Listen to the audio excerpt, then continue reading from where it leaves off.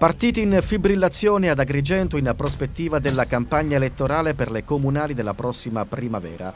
Esce allo scoperto anche Forza del Sud, del leader politico Michele Cimino, deputato regionale ed ex assessore del governo lombardo.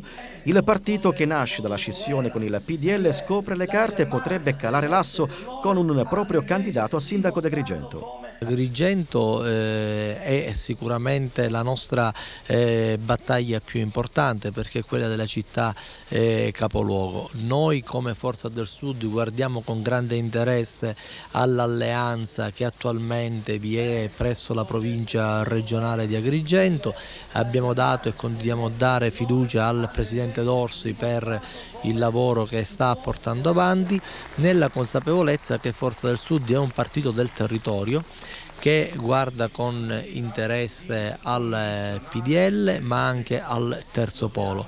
Per questo siamo consapevoli della volontà di creare le condizioni di un incontro tra i partiti, e Forza del Sud proporrà il proprio candidato con le proprie liste. Il nome ufficiale del candidato sindaco di Forza del Sud non c'è ancora, ma Michele Cimino avrebbe già in mente l'uomo ideale per tentare la scalata a Palazzo dei Giganti.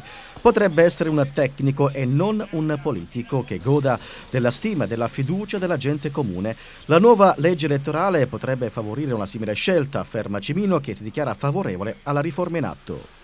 Io spero che si possa creare un unico modello elettorale, sia a livello nazionale, a livello regionale e anche a livello comunale, in modo tale da creare una classe dirigente che sia espressione dello stesso modello elettorale, dello stesso tipo di consenso.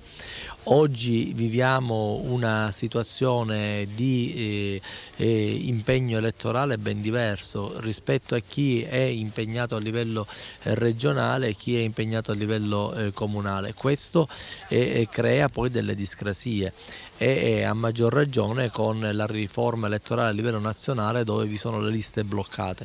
Tutto questo crea una classe dirigente che ha una visione di rappresentare il territorio in modo totalmente diverso, e probabilmente si dimentica poi l'interesse primario, che è quello di far crescere la propria comunità.